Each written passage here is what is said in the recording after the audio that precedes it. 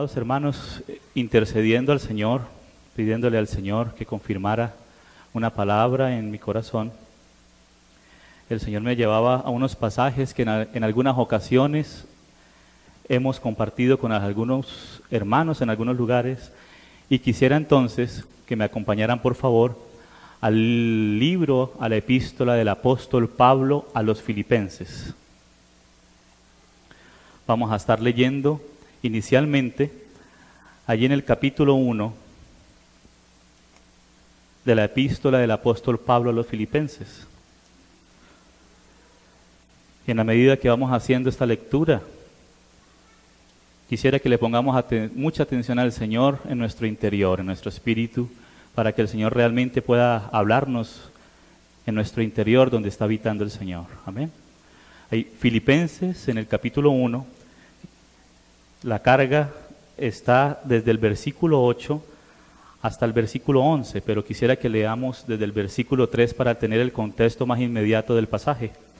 Y así dice, doy gracias a mi Dios, siempre que me acuerdo de vosotros, siempre en todas mis oraciones, rogando con gozo por todos vosotros, por vuestra comunión en el Evangelio desde el primer día hasta ahora. La oración que hacía el apóstol Pablo con acción de gracias era por causa de la comunión que los hermanos en Filipos tenían en el Evangelio, es decir, que había una común, valga la redundancia, comunión en el mismo espíritu del Evangelio del Señor Jesús entre los apóstoles que el Señor había enviado y las diferentes iglesias. Entonces es muy notable que la oración que el apóstol Pablo hace por ellos y agradece es por la comunión que la iglesia en Filipos tenía en el Evangelio del Señor Jesús. Sigue diciendo, estando persuadido de esto, que el que comenzó en vosotros la buena obra, y esta aquí de quien se habla, el que comenzó en vosotros, es el Padre. El Padre fue el que comenzó una obra, el que la planeó desde la eternidad, y ahora en el tiempo desde el día de Pentecostés que fue enviado el Espíritu Santo, ha comenzado una buena obra, y esta buena obra se trata de la edificación de la iglesia. Esta buena obra se trata de la formación de Cristo en sus hijos y en sus hijas, en su casa. Esa es la buena obra, tal como dice en Romanos 8:28, dice que a los que aman a Dios, todas las cosas les ayudan a bien. Esa es la buena obra, el bien. ¿Cuál es el bien? Porque a veces si tomamos ese pasaje y lo sacamos del contexto, lo atribuimos a cosas personales, como el Señor nos recordaba en el anterior compartir de la palabra. Pero ese bien supremo, que es el eterno propósito de Dios, es aquel que dice que a los que aman a Dios, todas las cosas les ayudan a bien. Inmediatamente empieza a explicar cuál es ese bien. Esto es a los que conforme a su propósito hemos sido llamados. Es decir, que este bien se trata del propósito eterno de Dios en Cristo para con sus hijos y sus hijas. Amén. Este es el bien supremo de Dios, el eterno propósito de Dios. Y voy a abrir ahí donde estamos mencionando. Dice, porque a los que antes conoció, también los predestinó. Es decir, que a los que Dios ya conocía, que le iban a recibir, porque Dios es un Dios que conoce todas las cosas, por eso mismo es Dios, y Él ya conoce todas las cosas, y todas las cosas cooperan para este bien del propósito eterno de Dios mismo. Porque a los que antes conoció también los predestinó, es decir, les dio un destino por anticipado, para que fuesen hechos conformes a la imagen de su Hijo. Es decir, que el propósito eterno de Dios, que nunca muda, que nunca cambia, es que todos los que hemos sido llamados, los que hemos sido conocidos por Dios, ahora llamados, también habíamos sido predestinados para un propósito bien definido, bien claro, que es el eterno propósito de Dios, el cual no tiene mudanza. Digamos que Dios creó al hombre, y cuando lo creó con este propósito eterno. Lo diseñó de cierta manera para que pudiese cumplir ese propósito eterno. y era un propósito que iba de manera ascendente. Dios quería que el hombre comiera del árbol de la vida, se alimentara de la vida divina y creciera hacia la madurez. Y esa madurez es la formación de Cristo en sus hijos y en sus hijas. Pero en el camino hubo algo que Dios también ya conocía, que fue la caída. Pero esto no frustró el propósito eterno de Dios, sino que ya cuando estábamos en lo más profundo, en lo más bajo, ahí Dios nos amó y envió a su Hijo, inclusive el Hijo de Dios, que estaba con el Padre de la eternidad, que es Dios juntamente con el Padre, se hizo hombre, se humilló a sí mismo y como hombre se hizo siervo de los hombres y dio su vida por nosotros en la cruz del Calvario. Pero no solamente eso, hermanos, sino que descendió a los infiernos y aún predicó allí, predicó al seno de Abraham y llevó cautivo a la cautividad, inclusive bajó más fondo y predicó a los espíritus encarcelados allá para juicio para ellos. Entonces el Señor, el mismo que descendió, es el mismo que ha subido por encima de todos los cielos para llenarlo todo. Es el objetivo de Dios, llenarlo todo, llenar toda la tierra del conocimiento de la gloria de Yahvé. Ese es el propósito de Dios, llenar todas las cosas de su presencia manifiesta. Y para eso el Señor lo empieza a hacer con sus hijos, con aquellos que Él ha rescatado, con aquellos que han escuchado su llamamiento a través del Evangelio. Por eso Pablo decía que se gozaba orando por la comunión de ellos en el Evangelio, porque el Evangelio tiene un propósito muy alto, que no es solamente salvarnos del infierno, sino llevarnos al punto donde Dios sea glorificado en todas las cosas, que Él sea el todo y en todos.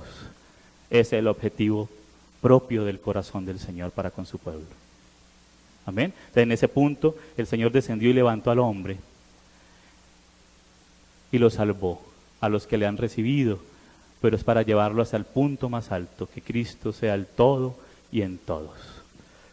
Entonces por eso dice, a los que antes conoció, también los predestinó para que fuesen hechos conformes a la imagen de su Hijo, para que Él, su Hijo, sea el primogénito entre muchos hermanos. Amén. Ese es el objetivo del Evangelio. El objetivo del Evangelio es llamarnos de vuelta al propósito eterno de Dios, para que eso que había hecho como un declive en el camino, ahora el Señor nos levantó en Él, nos crucificó juntamente con Él, nos sepultó, pero también nos levantó en vida nueva con Él, para encauzarnos de nuevo en el río del Espíritu del propósito de Dios. Entonces sigue diciendo aquí, volviendo a Filipenses, estando persuadido de esto, en el versículo 6, que el que comenzó en vosotros la buena obra, esta es la buena obra de Dios, la perfeccionará hasta el día de Jesucristo. Es decir, que nuestra confianza, amados, siempre debe estar puesta en la obra del Señor, que el que la comenzó, Él la perfeccionará si nuestra confianza realmente está puesta en Él. Si nuestra mirada, si nuestro corazón realmente está puesto en Él, estamos seguros de que Él va a perfeccionar su obra en nosotros. O sea, que nuestra confianza no puede estar en otras cosas, sino en el propio Señor. Porque el enemigo, hermanos, Satanás, que es un suplantador, quiere suplantar las cosas de Dios, aun con cosas que parecen buenas en muchas ocasiones. Pero el Señor quiere sacarnos de nuestras confusiones y volvernos a Él. Volvernos, por decirlo así, a la ciudad de luz que es Jerusalén, sacarnos cada vez más del espíritu de Babel, que quiere inclusive entrometerse en la iglesia, que Babel es confusión, y llevarnos cada vez más al espíritu de Jerusalén, que es la ciudad de luz, donde gobierna el espíritu y la luz del Señor, y esa es su iglesia, allí donde mora el Señor. Entonces sigue diciendo aquí, como me es justo sentir esto de todos vosotros, por cuantos tengo en el corazón y en mis prisiones y en la defensa y confirmación del Evangelio, todos vosotros sois participantes conmigo de la gracia. Porque Dios, y aquí es la carga de aquí en adelante, la carga que el Espíritu ha puesto en mi corazón, dice, porque Dios me es testigo. Mira cómo el apóstol Pablo, ¿quién se atrevería a decir estas palabras que dice el apóstol Pablo? Dios me es testigo. Él está poniendo a Dios por testigo, a Dios mismo, de cómo os amo a todos vosotros con el entrañable amor de Jesucristo. Y esto pido en oración. Vamos a ver cuál es la oración del apóstol Pablo, que era la oración del Señor Jesús por su espíritu en el corazón de los apóstoles del Nuevo Testamento. ¿Cuál era la oración? Uno diría, bueno, ya los filipenses tenían comunión en el Evangelio, era una iglesia llena del gozo del Señor, era una iglesia que realmente participaba con la obra del Señor, pero el Espíritu quería más. El Espíritu quería más. Dice, esto pido en oración, que vuestro amor, es decir, este amor manifiesto ahí en medio de los filipenses, abundara, abunde aún más y más en. Es decir, que el amor debe abundar más y más, pero en algo muy particular. Dice, en ciencia y en todo conocimiento. Y aquí voy a recurrir un poquito al griego del Nuevo Testamento. Los hermanos saben que el Nuevo Testamento fue escrito en el griego del primer siglo, en el griego que comúnmente se hablaba entre el pueblo. Esta palabra ciencia es la palabra griega aistesei, que quiere decir discernimiento o percepción espiritual. Es decir, que el amor de la iglesia debe crecer en la percepción espiritual. Es decir, que la iglesia debe madurar en el discernimiento espiritual de las cosas. El Señor no quiere que sus hijos nos quedemos como niños, sino que crezcamos hacia la madurez, y todos los tratos de nuestra vida cooperan para este bien. Por eso dice, todas las cosas a los que aman a Dios les ayudan a todo bien, al bien supremo, el propósito eterno de Dios. Y dice aquí, vuestro amor abunde aún más y más en toda percepción o entendimiento espiritual. Sigue diciendo, y en todo conocimiento, para que aprobéis lo mejor. Y aquí en esta frase me voy a quedar unos minutos. Aprobéis lo mejor. Y de nuevo hay una palabra griega aquí que es la palabra diateronta, o las cosas más importantes o las cosas esenciales. Es decir, que el Señor quiere que su iglesia crezca y que el amor de la iglesia crezca y abunde más y más en una percepción espiritual de las cosas que son esenciales para Dios. Porque, amados, Satanás es un especialista en desviar a la iglesia. Se pueden hacer muchas actividades, muchas cosas, que la familia, que esto y aquello, pero empiezan a desplazar las cosas que son centrales y que definen el testimonio de Dios en su iglesia. Amén. No quiere decir que no hayan cosas que sean importantes, otras cosas, pero estas son las cosas más importantes, las cosas que son diferentes o que necesitan de discernimiento. ¿Qué es el discernimiento? El discernimiento es hacer diferencia entre una cosa y la otra, y para eso debemos depender, amados hermanos, del propio Espíritu de Dios, del propio Señor en nuestro interior y de su santa palabra, que es lumbrera a nuestro camino. Por eso el Señor dice en Proverbios, hijo mío, no te apoyes en tu propia prudencia. Nuestra propia prudencia es muy peligrosa, amados. Aún en la profecía en Isaías, hablando del Mesías, dice que el Mesías no confiaría en lo que verían sus ojos, en las cosas externas, en las apariencias, en las cosas naturales, sino que él realmente conocería el corazón de los hombres. Primero conociendo al Padre, estando en el seno del Padre, conocía la realidad del Padre. Amén. Pero también como Él es creador juntamente con el Padre, porque el Padre no hizo nada solo, sino que todo lo hizo por medio del Hijo, en el Hijo y a través del Hijo. Pues Él conoce también el corazón de los hombres y conoce realmente lo que hay en nuestro interior. Y eso es lo que en la medida del tiempo se va a empezar a manifestar. Porque dice el Señor que lo que haya en el corazón del hombre, tal es Él. Tal cual sea el pensamiento del corazón del hombre, tal es Él. Entonces el Señor quiere que nosotros aprendamos a ejercer el discernimiento espiritual. Empezamos a percibir las cosas desde lo más interior en estos tiempos de tanta confusión, amados, de tanta distracción, de tantas cosas. Aún cosas legítimas podrían distraernos del objetivo central de Dios. Cosas inclusive legítimas, pero que le robarían ese lugar al Señor. Le doy gracias al Señor porque hoy el Espíritu Santo preparaba esto para una continuación, donde muchas cosas inclusive religiosas podrían suplantar la identidad del Hijo de Dios en medio de la iglesia, del mover, del sentir y de la percepción del Espíritu Santo de Dios en medio de la iglesia. Y en eso nosotros debemos aprender a atender al Señor, amados hermanos.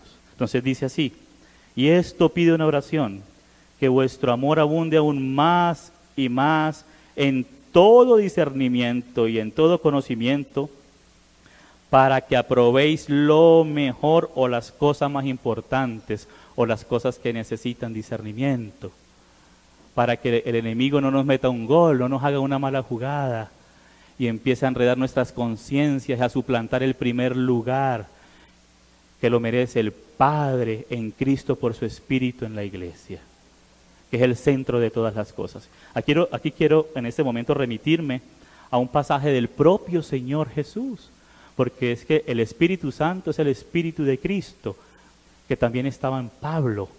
Entonces Pablo no iba a hablar algo diferente al Señor Jesús, sino que es lo mismo que hablaba el Señor Jesús, es lo mismo que habla el apóstol Pablo, porque es el Espíritu de Cristo en Pablo y ahora también está en la iglesia. Entonces quisiera que me acompañaran a Mateo, el Evangelio de Mateo, capítulo 23.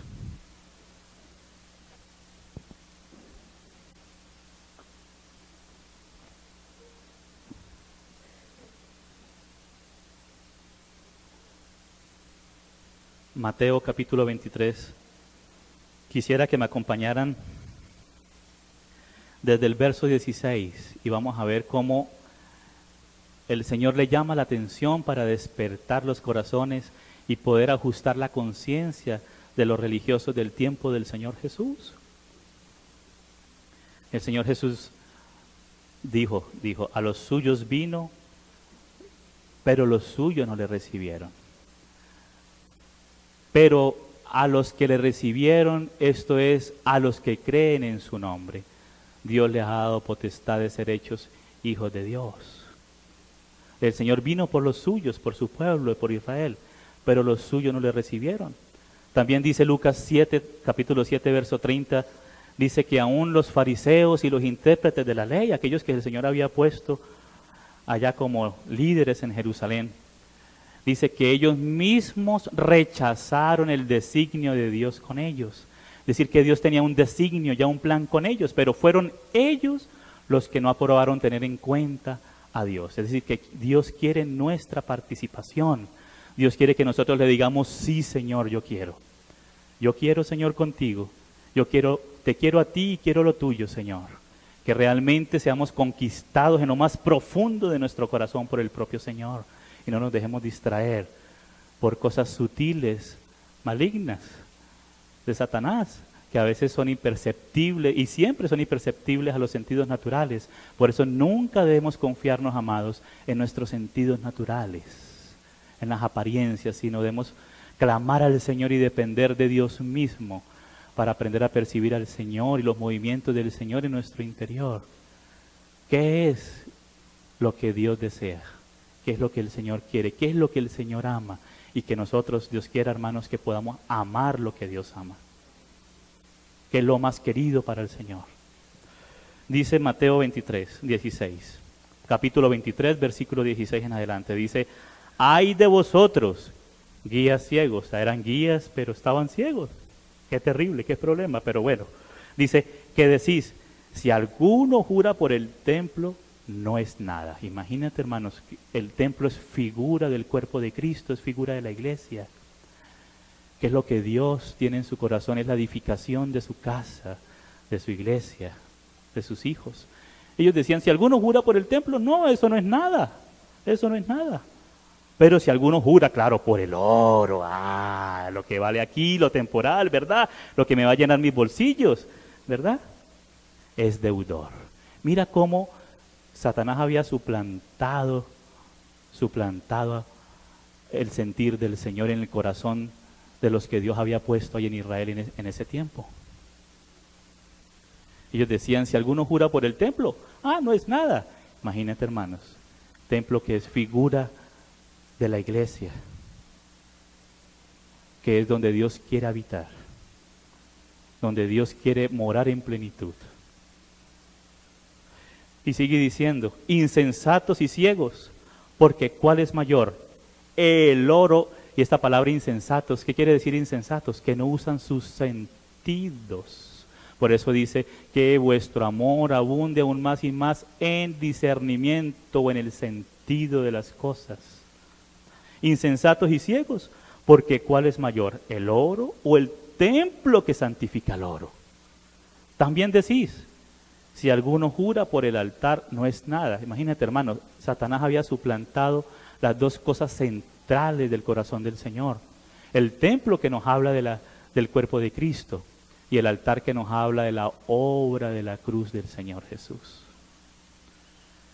Todo lo que Cristo Jesús alcanzó a favor de su pueblo en la cruz. Ellos decían, eso de la cruz, eso de la obra de la cruz, lo que el Señor consiguió en la cruz, eso no es nada.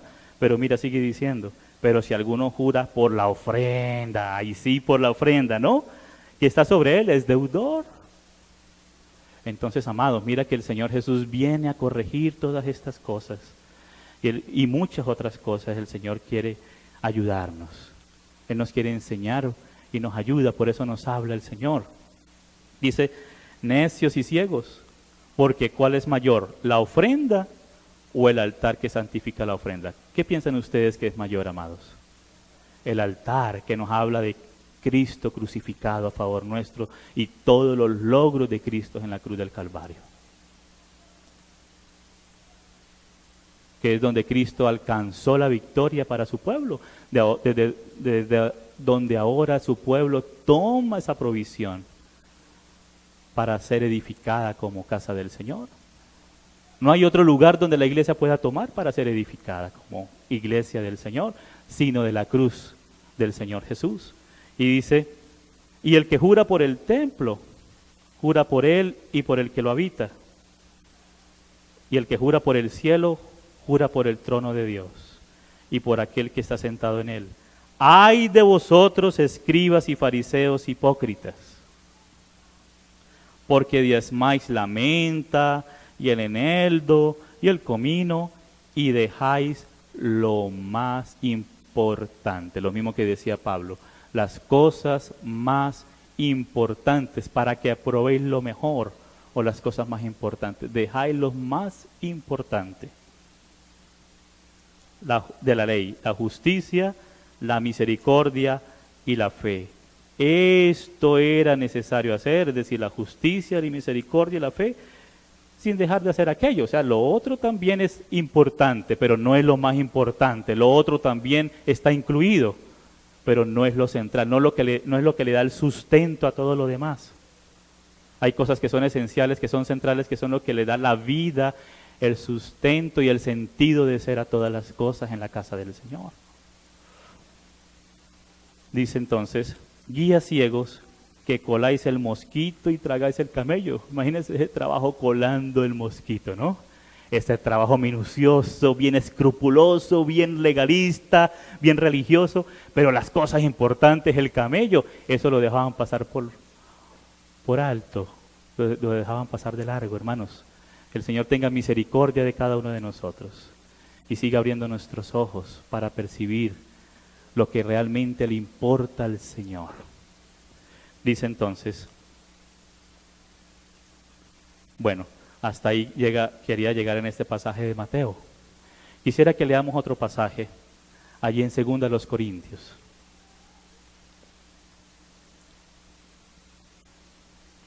Segunda a los Corintios, en el capítulo 11.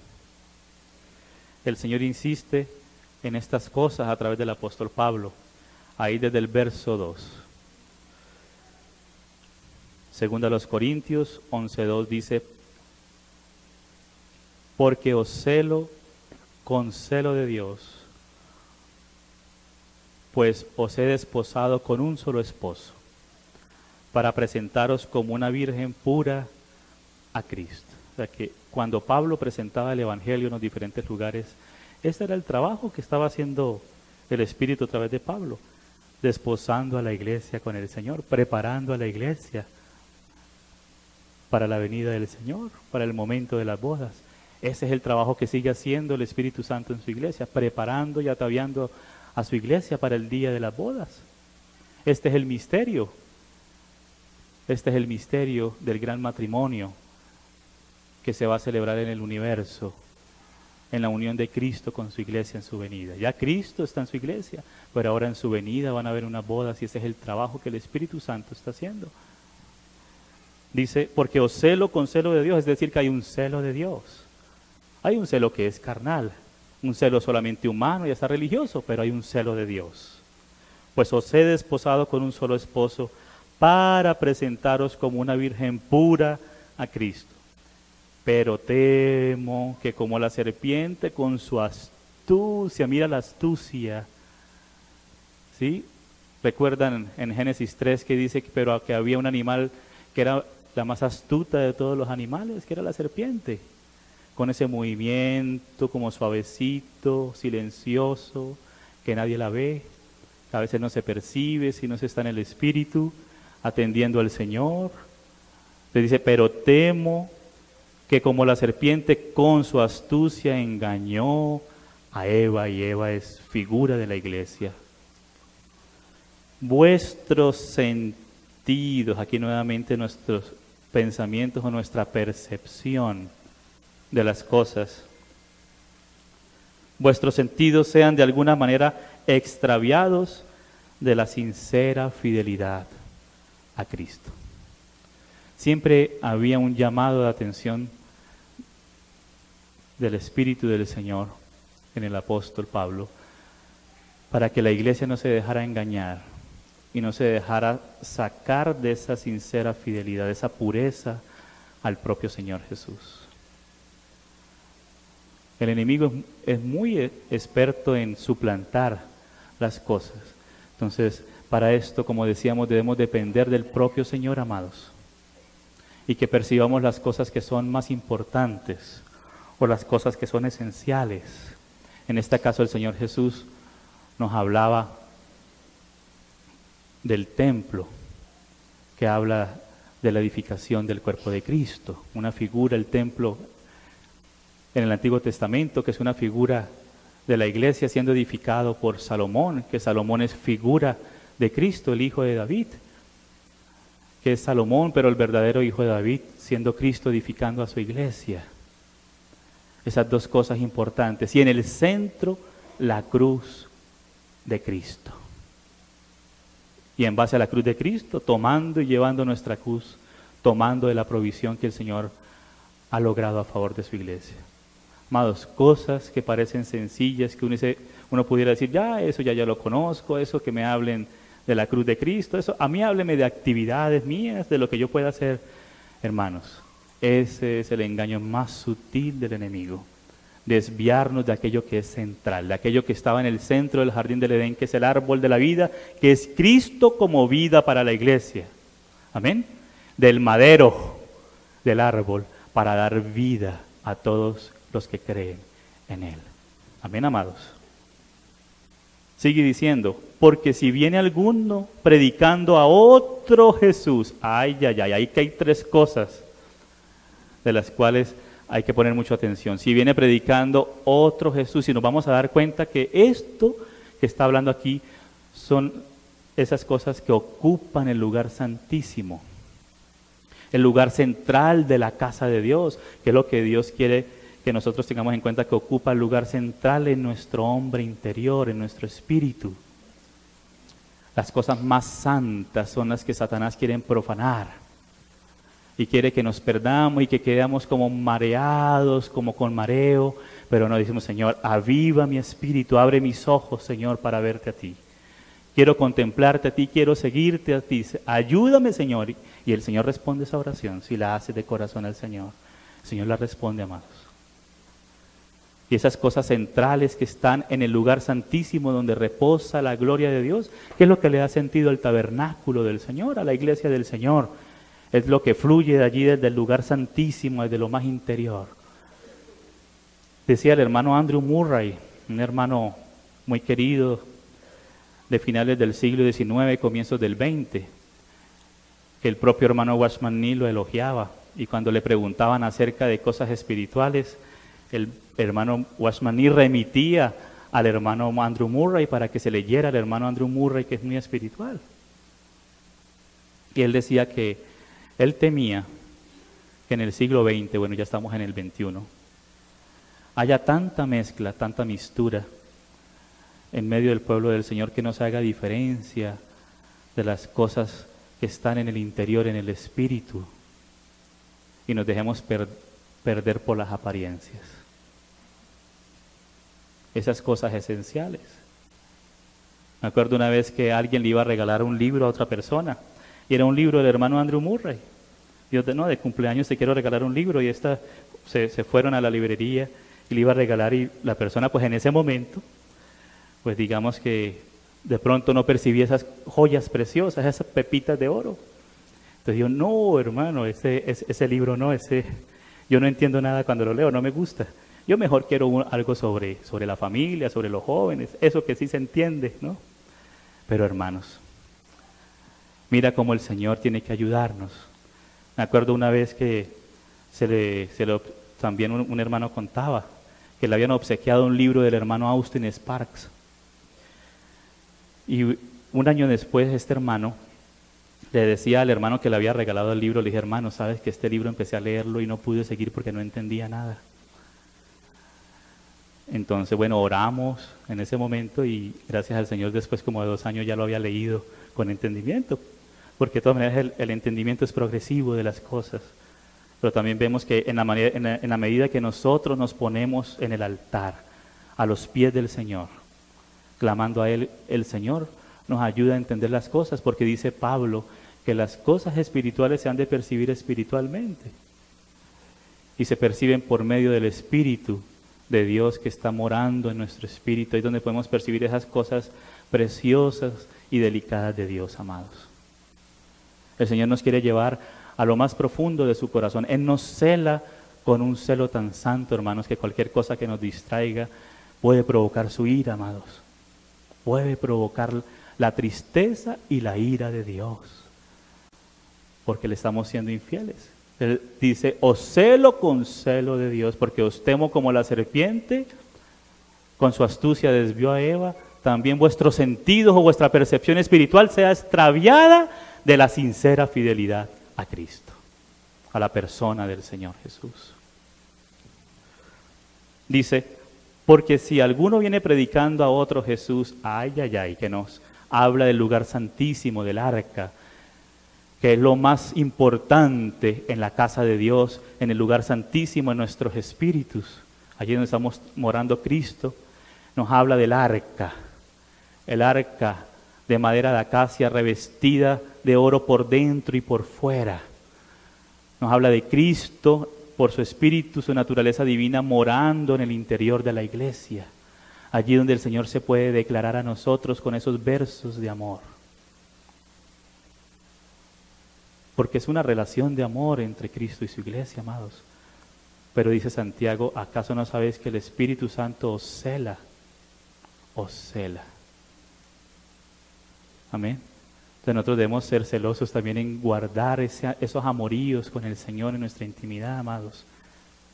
Que la casa de Dios tenga una intimidad con Él, porque el Señor viene es para casarnos con Él. Para casarnos, amados. A veces nos enredamos en tanta cosa que nos distrae del propio Señor. De que el Señor tenga su lugar en su iglesia. Y que la gloria manifiesta de Yahvé sea en su casa, amados. Porque dice algunos predica a otro Jesús, viene predicando a otro Jesús que es el arca. Y mira este elemento, si recibís otro espíritu que el que habéis recibido, que es el que viene a posar sobre el arca, que es la gloria chequiná o la gloria manifiesta de Dios en su casa.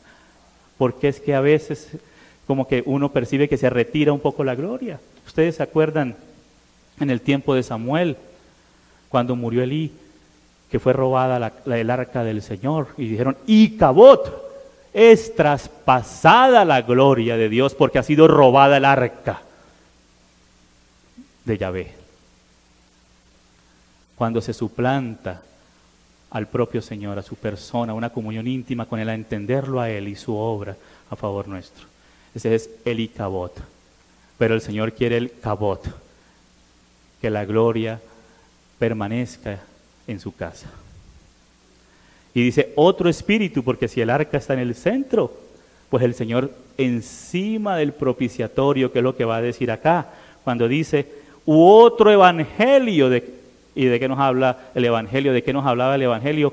Del altar, de la cruz, de la obra de la cruz del Señor, y de allí se sacrificaba este corderito como figura de Cristo, y su sangre era llevada hacia el lugar santísimo y era puesta sobre el propiciatorio, la sangre del Señor, el evangelio de Dios.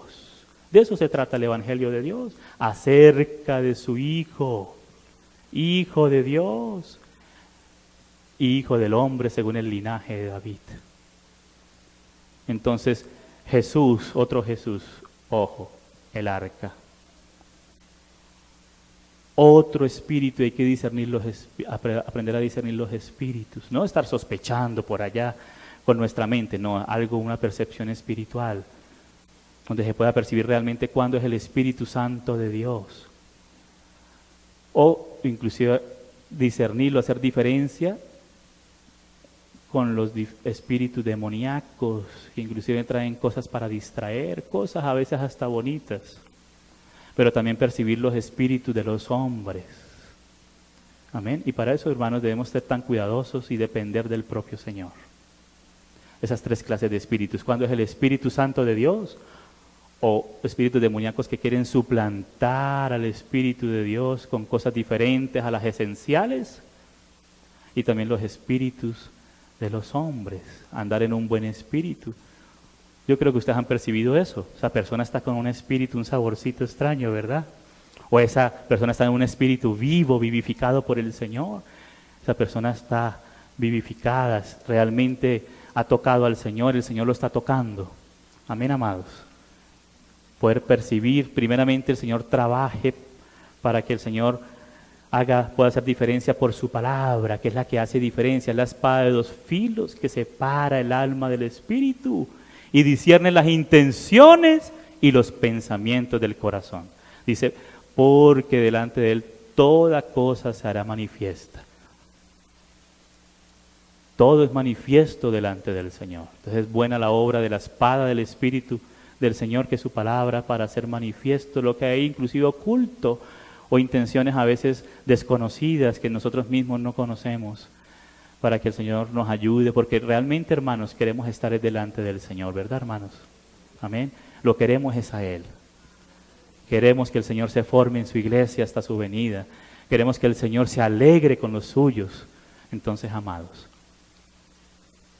que el Señor nos conceda esa percepción, que nuestro amor abunde más y más en toda percepción espiritual y en todo conocimiento, para que aprobéis lo mejor, las cosas más importantes. Amén. Que se pueden resumir acá en las palabras que decía el Señor Jesús: el templo, la edificación del cuerpo de Cristo. El altar, que es de donde proviene todo con lo cual podemos edificarle casa a Dios, de la provisión de Dios en Cristo, en la cruz del Calvario, de ahí donde podemos tomar material, el material del Señor para la edificación de su casa. Y del Espíritu del Señor, ahí donde desciende la gloria del Señor, cuando hemos tenido en cuenta el templo, el lugar santísimo, el arca, el altar, la obra del Señor, ahí desciende la presencia del Señor. Esto es la vida en el Espíritu, amados, para que el Señor se pueda manifestar de una manera cada vez más gloriosa. Casa de Dios, en el centro su Hijo, la obra en la cruz y la vida en el Espíritu. Amén, amados.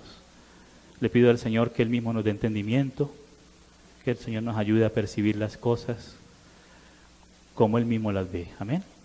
Démosle gracias al Señor antes de pasar al almuerzo. Amén. Gracias, Padre, te damos en el nombre del Señor Jesús por tu palabra, Señor. Señor, nosotros somos insuficientes en nosotros mismos, pero también sabemos que tú eres suficiente, Señor. Que sin ti nada podemos hacer, Señor. Te pedimos tú, oh Padre, como labrador, seas guardando de tu viña, Señor, y seas fortaleciendo tu casa en esta hora, Señor. Gracias por tu amor, porque tú nos amaste primero. Y en eso se manifestó tu amor, que tú enviaste a tu Hijo a morir por nosotros, Señor. Ahora ayúdanos a corresponder a este amor, Señor. Te agradecemos, te glorificamos en esta hora, Señor. Abre nuestros espíritus, tócanos, ayúdanos a percibir cada vez más nítidamente estas cosas particulares y esenciales que tú amas, Señor. Líbranos de toda distracción del maligno, Señor, y que tú seas glorificado en tu casa, Padre. En el nombre del Señor Jesús. Amén.